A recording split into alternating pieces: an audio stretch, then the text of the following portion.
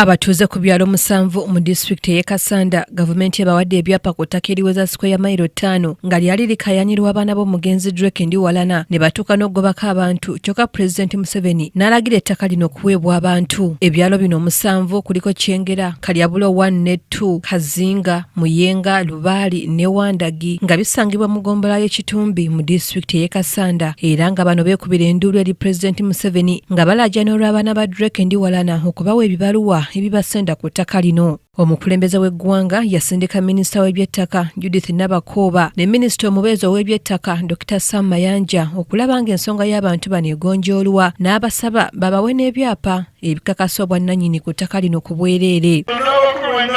Ekintu emabega gyayo kasita Yoweri Kaguta Museveni yagamba nti olina okugenda okuwa abantu abo ebyapa ku Lwokutaano nga tebinayita ago ge maanyi agatuweereddwa wano.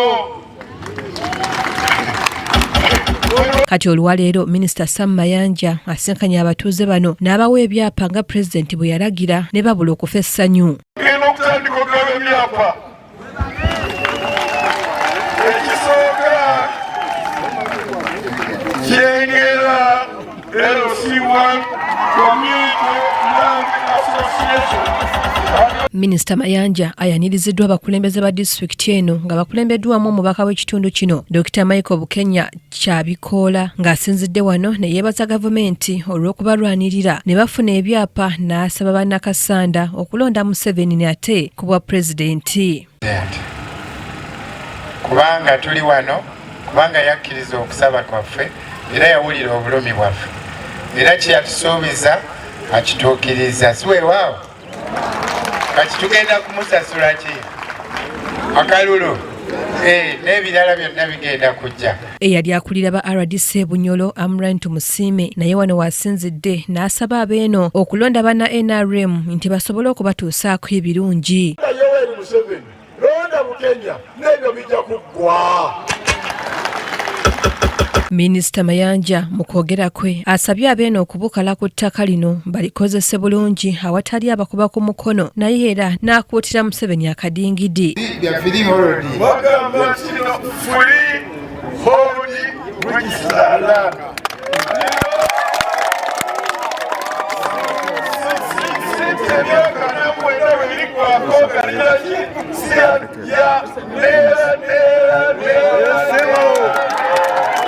Ono oluvannyuma atongozza okugaba ebyapa bino era olumaze n'abikwasa abakulembeze b'ekitundu kino basobole okubigabira abantu abalala.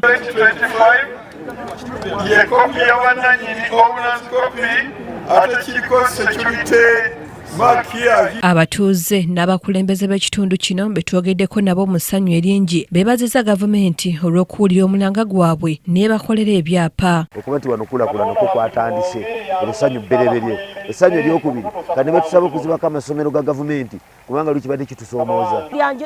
Essanyu lingi era tuli basanyufu nnyo tutugulumiza Katonda we bw'ekitiibwa. Mu disitulikiti y'emwene eya Kasanda wasigaddeyo ebyalo 10 ebiri mu mivuyo gy'ettaka era nga nabyo essaawa yonna bisuubirwa okukolebwako abatuuze bafune ebyapa byabwe.